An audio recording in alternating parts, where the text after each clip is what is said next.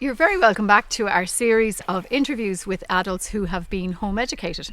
And I am really thrilled today to be joined by Naoise Kettle, and we're here in Laois at his home. So Naoise, do you want to introduce yourself? Tell us what age you are and where you come in your family. And So I'm Naoise Kettle. I'm 18 years old and I'm from County Laois. I'm born and bred, born on the hill, raised on the hill. I'm the second eldest. I have an older sister Lily and two younger sisters, Eva and Nell, and I've been homeschooled all my life. Yeah. Okay. And so, do you remember when you were small, and say friends that you had locally would have been saying about school? And do you remember ever thinking, I'd love to be in school? Or do you remember? Not really. I mean, most of the friends that I had when I was younger were in Hen, or were homeschooled, because we were quite involved in this when I was younger. For anyone who doesn't know, HEN is the Home Education Network, Yeah. and it's an informal group of families who get together and have regular meetups and gatherings. And Yeah, and that was brilliant, because I didn't really have any, like, my parents weren't very inclined, like, sporty, or the GAA, and it was never really a that big wasn't part where of you were going to find buddies, really. Exactly, and that would have been the only place I would have kind of gotten friends locally, certainly at that age. So Sure. I've never, and I've always kind of said that. Maybe like a little bit, like 12, 13, I got a little bit jealous of kind of people in school, when I kind of matured a little bit and got a bit older. Okay. But when I was a kid, absolutely not. I was just constantly around like-minded people, kids. I never really questioned it, to be honest. Okay. But yeah, and even till this day, I never really have questioned it. It's always been strong in my mind that, like, the good that homeschooling has done for me, the social aspect is just not an issue. Do you know what I mean? Yeah. And you've always had friends, and you've always had people to hang out with. Yeah. What I've always said is that, like, because you're not in an environment every day where you're with your peers, or where you're being in school, say you're in an environment with your peers every single day, you're surrounded by people, you don't really have to make that much of an effort to kind of go out and connect. And that was something I found, and with a lot of homeschoolers as well, you can kind of, they're a lot more inclined to be able to get out there, put themselves out there, and talk to adults, they don't see anything really as a challenge socially. Okay. They're a lot more. They don't think they should only speak to people their own age. Yeah. Well, and I think that stems from them having to branch out a little bit more. And just make the effort to make a connection with other people, because they're not with people their same age for so many hours in the day. 100%. And I even see that now, like with my friends. They'd just be a little bit kind of shy. I think once they see an adult in a role of authority, they kind of go back into that. Into the school authoritarian. Yeah. And that's something that's kind of always baffled me. Okay. Because we just weren't brought up like that. It was always, branch out and talk to whoever. Everyone's the same power, like, yeah. That's a very interesting observation, all right. And so in your house, can you remember not being able to read and then learning to read? I know your mum read books to the four of ye as a family. There was a lot of historical novels, if I remember, Philippa Gregory and things like that. Absolutely, yeah. Like the majority of my learning, all the way up until a few years ago, really, it was all my mum reading stories to us. It stemmed from that. I was quite a late reader. Like, I don't think I read until I was 8 or 9. Okay. And that possibly was because I wasn't in an environment where it was kind of, like the way we homeschool, it was almost unschooling. It was as Mum says, it's home education, it's not homeschooling. Yes. You weren't doing the curriculum. Your mum wasn't buying you the Irish books and English books that your same age peers would have been studying. No, it wasn't structured at all, really. It was more kind of, as Mum says, you're throwing things and seeing what sticks, and you kind of absorb it. And through books, through reading, through all that knowledge, you just kind of consume it. You don't really realise you're absorbing it all the time. I think what your mum means about that, like, is that she was exposing you to lots of different things. Yeah. So I know your sister, not to put a tooth in it, plays violin at a very high level. Yeah. So do you want to talk about learning music yourself? Yeah. So music was always a massive part. Mum and Dad are very musical. Mum is a musician and Dad worked in the music business, so it was always there. Lily, for as long as I can remember, has always been playing the violin, and I never really. I only started when I was 10. I tried it out a bit when I was younger, but it wasn't for me. So I grew up with music. Eva, my younger sister, she started, and then I started playing trad music. So there was music was massive, and it probably one of the most structured things in our kind of learning. I think it's benefited us so much in so many ways, but it was the structure of music was also taught me a lot. You know what I mean? And learning music. So what I'm hearing, and what I think is very interesting, because sometimes families have a culture of music that goes throughout the family, and everybody picks up violin at 3 or 5 or 4 or whatever, and then everybody does it. But in your case, your sister from a very early age was playing violin. You tried it for a bit, said it's not for me, and your parents were okay with you putting the violin down until you picked it up as a fiddle a few years later. That's the thing, and it goes back to seeing what sticks, and trying to get you passionate about something. And if the passion isn't there, then it's fine. There's no point in pursuing it if you're not passionate about it. So and I did pick it up, and I don't know why I didn't really like it when I was younger, because it's my entire life. Like I'm so passionate about it. But it was one of those things. It was showing us, the parents showing us what music has to offer, and if we picked it up, we picked it up. If we didn't, we didn't. But I'm glad I did. And you played trad, and then you would have represented your local area and your county. And I need you to blow your own trumpet here. No. So you have at Flackhill, you were. I won the All Ireland 2 years ago now, the under 18 fiddle. So that is no mean feat. So you were 16 when you were the All Ireland under 18 Flackhill solo fiddle champion. Yes, no, I that was one of the. Take it back. That is the highlight. That is the highlight of my life probably at the moment. No, that was amazing, and the work that actually went into that, like it was, what I learned through that. Not only, playing 3 tunes very good. It was kind of the whole musicality around it. And that's what I look at, because the flat is very methodical and formulaic. You do go in with 3 tunes, and you can be an amazing musician, or you can be someone who just knows 3 tunes well. And are they, forgive my ignorance now, but I wouldn't know much about the flat. Apologies to my flat Gaeilgeoir friends. So do you pick the tunes yourself, or is one set tune? Or you pick the tunes yourself. So a rig, a jig, a reel, and a hornpipe. Okay. Normally 3 tunes. At under 18 level, it's 3 tunes. Under 15 is 2. So you can pick whatever you want. Okay. It has to be in the traditional idiom, but so you wouldn't go in there with Bach. You wouldn't. It has to be trad tunes. Okay. But it's about what you kind of put into it, and I think no matter what competition you go into, you can see the musician shining through in a performance, and you can see when it's just recited. Okay.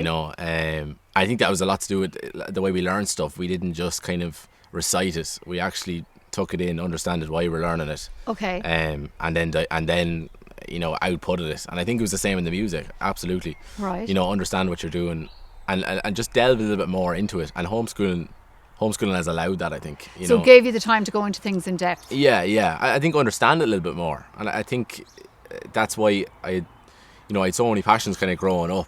I went through different phases of just enjoying. So what else were you learning. interested in besides? Like, what did you go into? Like, I've heard of lads who did origami and non-stop for 3 months, or dragons, or I was one of them. Yu-Gi-Oh, or what? Like what? I know. I like different things. I got really into cooking for 2 years when I was about 12 or 13. Okay. And I went on kind of a Spanish learning, Italian learning craze. And Italian language and Italian cuisine. I just got obsessed with this. So everything about Italy. Yeah. And it was because it wasn't kind of force fed to me, or I didn't have to sit down and learn it for 40 minutes. I really enjoyed learning it.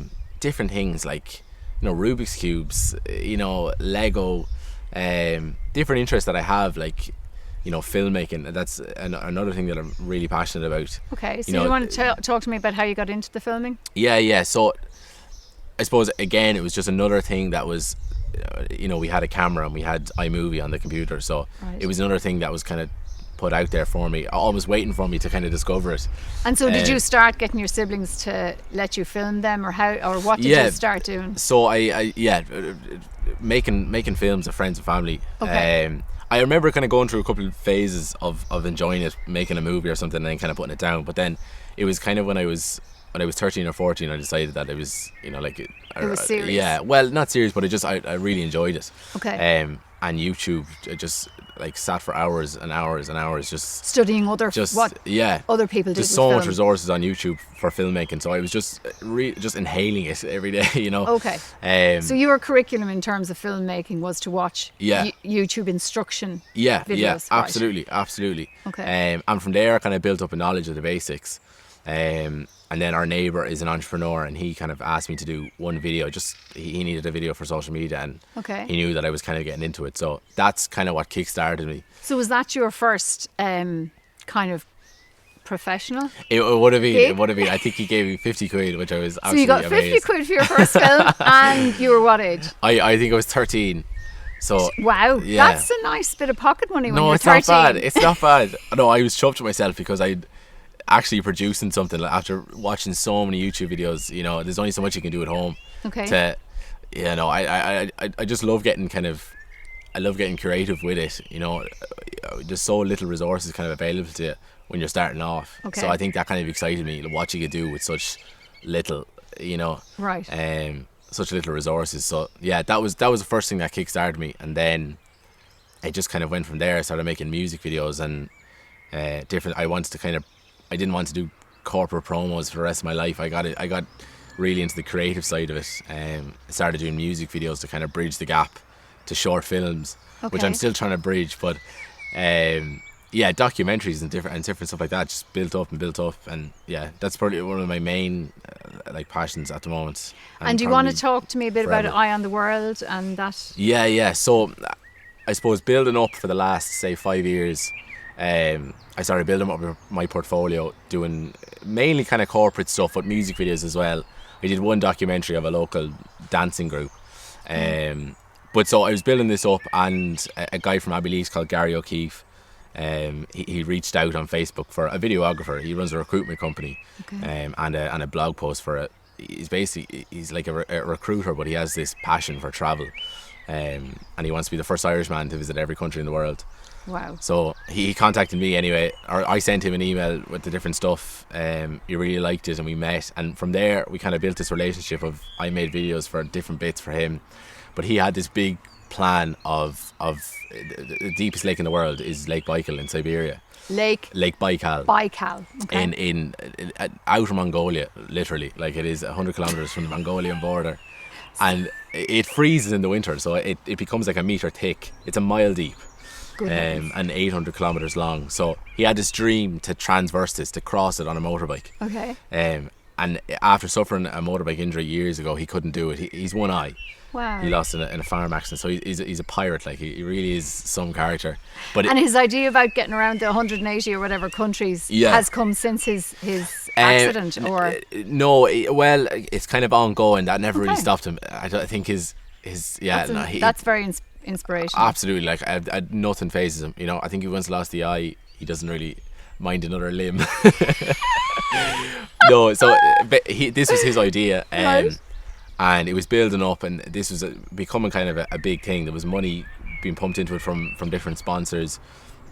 We had different bike sponsors on board. There was 6 riders from all around the world that he was friends with. Okay. He brought it together, and then there was talk of there's a documentary filmmaker called Claudio Von Planta who shot the Long Way Round with Ewan McGregor and Charlie Borman. Yeah. Yes. So that was his kind of claim to fame, and that's kind of what kickstarted his career back in like the early noughties. Okay. And he'd built up this incredible, portfolio. He was one of the first man to interview Osama bin Laden. Like, he's crazy. Like, Wow. he's an amazing filmmaker.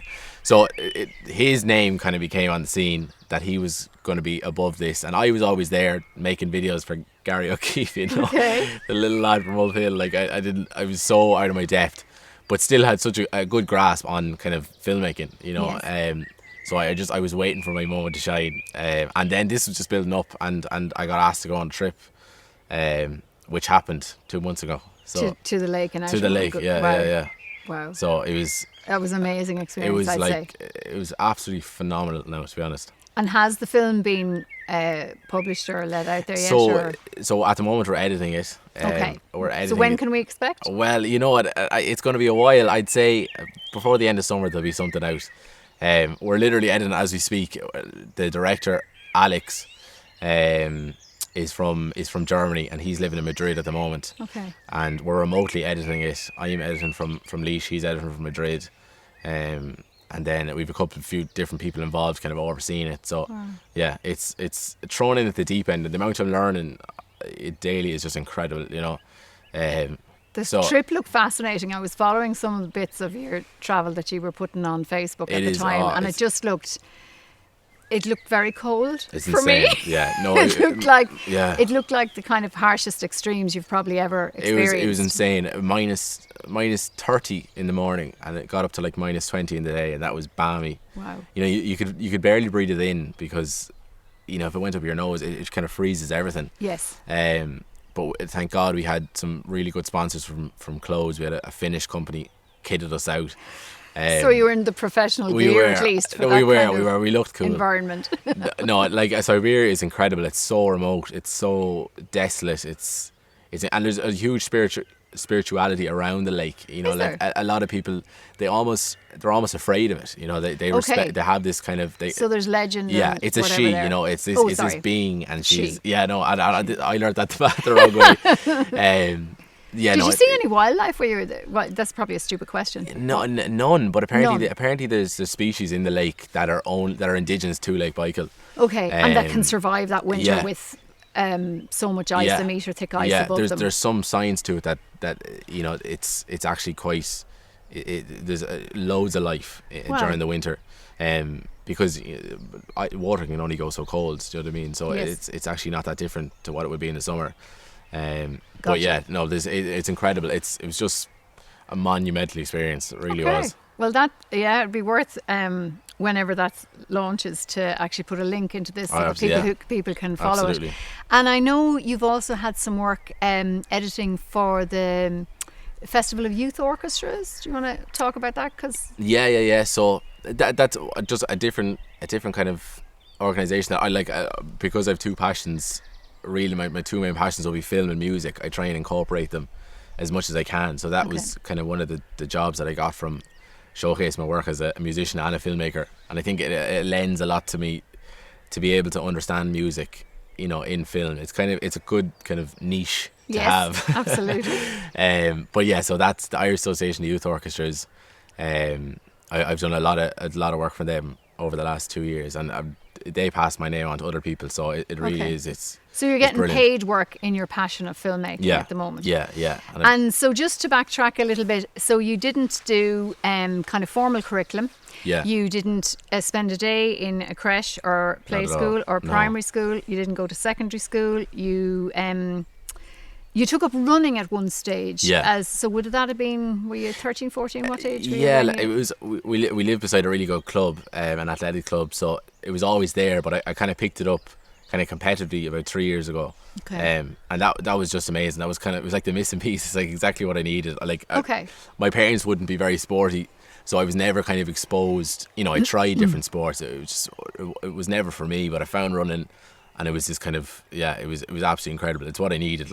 Okay. So you run cross country? Or? Yeah, so cross country and track. I train for 800 metre and 1500 metre. Okay. And yeah, we run cross country in the winter, and then you train for the track in the summer.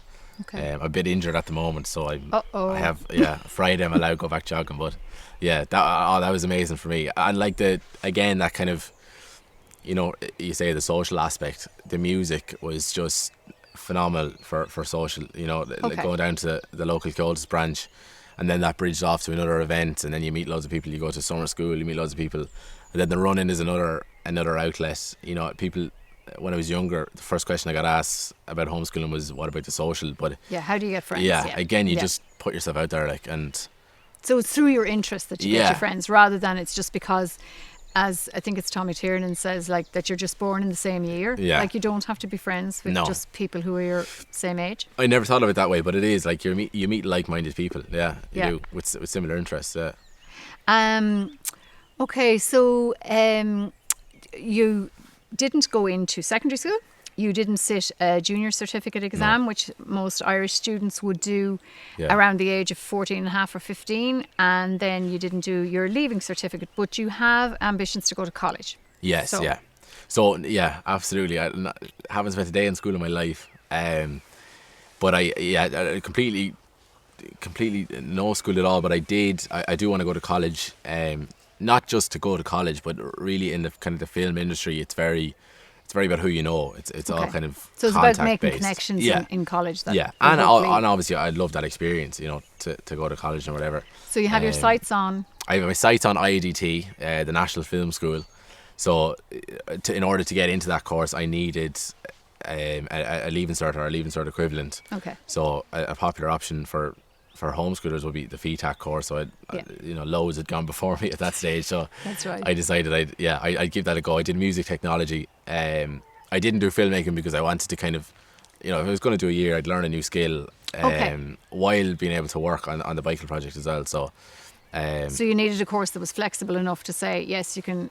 We'll allow you to was it 2 weeks? How long were you away? Yeah, no, it was 2 weeks a trip, but the whole Prep and everything. yeah, it was quite taxing, to be honest. I was given a lot of jobs to kind of source the equipment and do budgets and everything. That was So a you whole. took on a huge was the amount of other side. responsibility as an 18-year-old for the safety of a crew of 6 bikers. There was and then 16 of us in total. 16. Yeah. That's a big operation. It is, and I'll be forever grateful for Gary O'Keefe, the main man. The Bicycle project is the name of it, just in case anyone wants to. BAIKAL. Project, yeah, just in case anyone wants to look it up.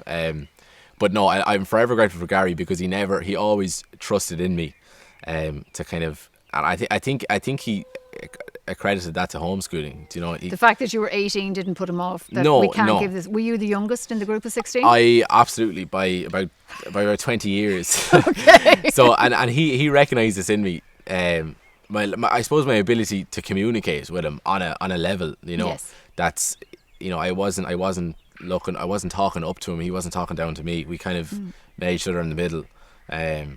So absolutely, it was a huge responsibility, and I'm so grateful for him to actually give me that opportunity. Yeah. It's a bit like other people have said in this series, that the right person came along at the right time, or just when your spark of interest in something was ignited, then some other adult who had something that your parents didn't have the knowledge in or whatever was able to come and foster that in you. No, absolutely. Like it's the stepping stone that was for me was just incredible, and I'm extremely lucky, but also the work that I built up before that, it was like it was ready for that next step, Okay, so you would have quite a portfolio of videos made, basically. Yeah, and I kind of I had this ambition to kind of move on again, and go to the next big thing. So, no, it was incredible, absolutely incredible, and that's one of the reasons why I did a different subject in the FETAC course. Okay, so you took the course, the music technology. So yeah. So FETAC, for people who don't know, is like a post-leaving cert course, but you don't need a leaving certificate to get in there. Yeah. And FETAC is the Further Education and Training Awards Council, I think. Is it? Yeah. And a lot of universities, a lot of third-level institutions in Ireland accept a FETAC level 5 as being equivalent of your leaving certificate exam, and it's used then as a basis for college entry. Yeah. So you are hoping this September to start your degree in film. In film, all things going well. Yeah. That's the goal. I suppose that's one of the things that the Bicycle project did teach me. Like it was a documentary, and it kind of, I loved it, and it was absolutely incredible. But it really did make me realise that I think I'm more suited to a kind of a narrative film environment, and that kind of the building concepts and ideas and seeing them come to life, as opposed to kind of observing. There was a lot, in a documentary you do have to structure it and portray a story, but I really want to get into that film world. So hopefully IADT, I'm pretty sure IADT is the right choice for that. Yeah, it's any feedback you hear from people is that it's a great 100%. start in the industry and whatever. Yeah, and absolutely. just another interest that I remember you having, a lot of your summers were spent with canoes and stuff down in Cork. Yeah. And you have an uncle and an aunt, I think, who do some serious sailing. Yeah, so yeah. you and your sister, do you want to? Yeah. No, my dad's brother and his partner live in California at the moment.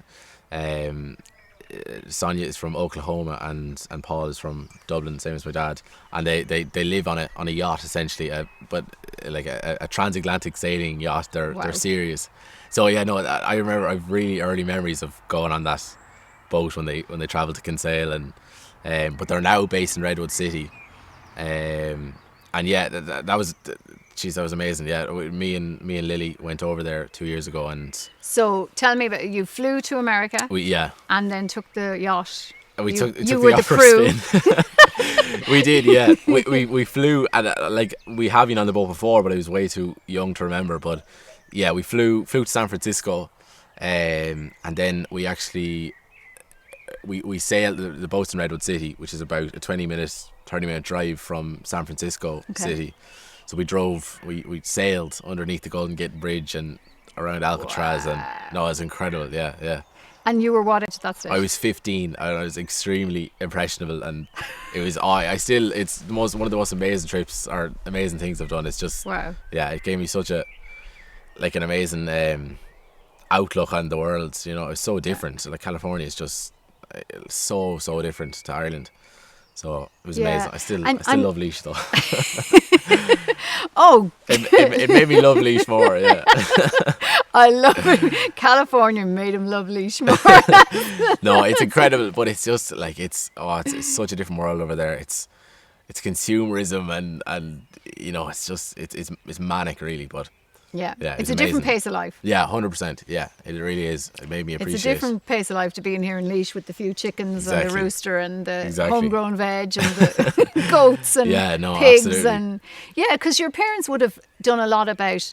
I don't think you'd describe yourselves as self-sufficient, but there's been a lot of learning in terms of how to actually. Grow your own food and grow your own animals for food, and like how I think like most homeschoolers they take a kind of a more organic approach to kind of living, I suppose, maybe. And even as simple as growing your own foods, do you know what I mean? And that was one of the things that Mum, especially Mum, to be honest, really was passionate about, you know, being sustainable. And you know, like we weren't fully sustainable. We were at one point, but like just to have that knowledge of being able to survive on your own, you know, grow your own fruit and vegetables, you know, rear your own chickens and kill them and pluck them and put them in the freezer, you know, like it. Apologies to the vegans and vegetarians watching. It's I think that was very apparent in my childhood, and it still is now. That kind of that grounding, that solid. Yeah. But it's a huge, I think, part of, if it can be a huge part of a child's life, and it really is the gift of time. Like it's because it's such a process, and you don't have to be a home educator to do it. But in order to just put a seed in the ground and see what happens to it, and see how long it takes for a lettuce seed to become a lettuce leaf on your kitchen table. And all that. There's huge learning in that. That's not, I think, given any weight or credence in our education system, sadly. And if anything of the last few months, if we've learned anything from the last few months, it's about what are the basics, what do we need to get by. And I think for our family certainly, and from the families I've witnessed, I think home education is so much about the gift of time, that you're giving your child the gift of time to find what it is they love. And given time when they find what it is they love. And at 3, that'll be something different to 13, and that's okay. If a 3-year-old just wants to pick clover all day, you know, or look at bumblebees, or whatever it is a 3-year-old might want to do. And then at 13, if that's playing with a cine camera, or if that's, you know, becoming really good at Rubik's Cube, or playing fiddle to a high degree, or no, absolutely. And I think, you know, like humans aren't wired to do nothing. You know, they're not. You know, you have to give a man a job. See what I mean? And I think the time aspect, you know, when you have that time, you kind of really discover what you're into. Yeah. Now you're not going to pick it up off the ground. Like that's what, like, if it's not around you, if no. you can't see it, you can't imagine Exactly. that kind of thing. Or So, you have to get exposure somewhere. Exactly, and that's one of the things that my parents have really drilled into us, that if you know, they want us to be passionate about anything that we do. Yeah. So all through growing up, it was, and I still to this day, like I'm not I'm not an adult yet, really. You're 18, young. That's an adult. It just exposes us to different stuff, you know. Yes. And but your education's not finished. Absolutely. And you know, newsflash, it never is. I don't think it will be. Because you see, even like in your parents and in other families around you and other adults around you, that, you know, every day can be a learning day, you know. Yeah, absolutely. Every day is a homeschooling day. So yeah, that's a good one. No, it's just you know, like, say if we were interested in something, you know, Mom would bring us, you know, to the Titanic Museum, or bring us on a trip, and we'd learn about it. We'd really get into it, you know. Yes. And I think that was just Mom and Dad exposing us to different things, seeing what sticks, let us find our passion. And thankfully I did find, like, music was always there, but film was just a massive thing for me. And and absolutely, Mom exposed me to that. You know, I remember Mom brought us up to the late show. She'll kill me for saying this, but she was a backing singer for one of the Eurovision Song Contest entries. And I remember just going up to the studio. We went up to the studio for the day. She only really did it so that we could see the studio. Yes. And I think that's actually the start of kind of the whole the film. Your passion for film and visual media. Yeah, I came home and picked up the camera, and that is actually where it started. Yeah. So that's interesting. And I know from talking to your mum at that point that it was like she was going against the grain by, it was her job of work being there that day as a backing singer, but she said, well, my children come with me. Yeah. And she was, and I see that in other home educating families where people are saying, why do we have this idea about society that we have to have the 0 to 3s in creches and then the 3 to 4s in play school, and then, you know, everybody is age segregated? Yeah. And I think certainly what I'm finding in the families that I know is that there's great strength in family relationships, and it's not that people live in each other's ears either, but that learning experiences, which would have been different for you at your age than to your youngest sibling who was with you at that time. They would have taken something completely different. But you were all there, all participating, all there kind of, I suppose, cheering on your mum, because I know I was when she was on the screen that night. She really only did it for us, and that's not to say that you have to go, you know, to such extensive, you know, places like that, but like anything, the smallest thing, just talking about, you know, like a profession or a topic or a subject can spark something. And it certainly did in me so many times. It just so happened that the film was one that stuck, you know. But yeah, the inclusive learning, like we were all there that day. We all took something from it. It just so happened that I took a passion from it. Do you know what I mean? So, which is going to be, by the sound of it, I mean, at 18 you have already earned significant amounts of money from your skill as a filmmaker, and you're going on now to university to hone that and make the connections that will hopefully turn that into the money making opportunity for the next part of your life. And one of the things that has never really driven me, to be honest, is the money. Like it actually never really has. It's kind of the passion for filmmaking, and that sounds very kind of, you know, vague, but it really never. No, I get you completely. I mean, if you're doing what you love, then it's not work. Yeah. And if you're getting paid for what your passion is, well, then it's showing people that whatever their child is passionate about is something that they can turn into a living. Absolutely. Because what adults who are thinking about home education for the first time are worried about is, will they ever learn to tie their own shoelaces, to read, to be an independent adult. And the fact that you have, since, you know, pretty serious earning capacity already at this stage. I mean, you're not talking about leaving home or anything yet. No. You kind of like them, and they kind of like you have been around, I think. I'm not too bad. No, like really, I think I have got to a kind of a high level of what I'm doing at the moment, and I'm extremely grateful for the people around me who've pushed me on to those levels. But at the end of the day, it stemmed from my parents, and it stemmed from homeschooling. You know, I would absolutely not be doing anything that I'm doing today if it wasn't for homeschooling. Which you know from Yeah. your similar age friends who Yeah. from your Kyotis and running and track. You know what Yeah, 18-year-olds and I are don't want doing to. Yeah, and I regularly. don't. Yeah. I'm not trying to belittle anyone or trying to, Absolutely not. you know, no. put a downer on school or anything. But like, it just the way I was brought up and the education that I was given, and just the knowledge or the knowledge to go out and communicate and kind of and hold myself up. The confidence that homeschooling has given me, Has given you. I think, has really stood to me. And I don't think I would be doing what I'm doing now if I didn't have that sort of grounding. You know, that sort of that education. That sounds like a really good way to finish up. But give us a tune there. I will actually. I will. Thanks, It's Naoise. been sitting there. So this is a fiddle. Same thing as a violin. You just play it differently. Probably gone out of tune It now has, with it has. the It's- dew it's falling. damp. So this is a leash tune. So there's a composer on the Offaly Leash border, Okay. and his name is Shawn Ryan. And I know his grandson. I'm very good friends with his grandson. So Okay. this is the Give a Shawn shout Ryan out. tune. What's his Dara name? Ryan. Shout out Dara Dara, Ryan. this is for you. It's called the Castle Jig.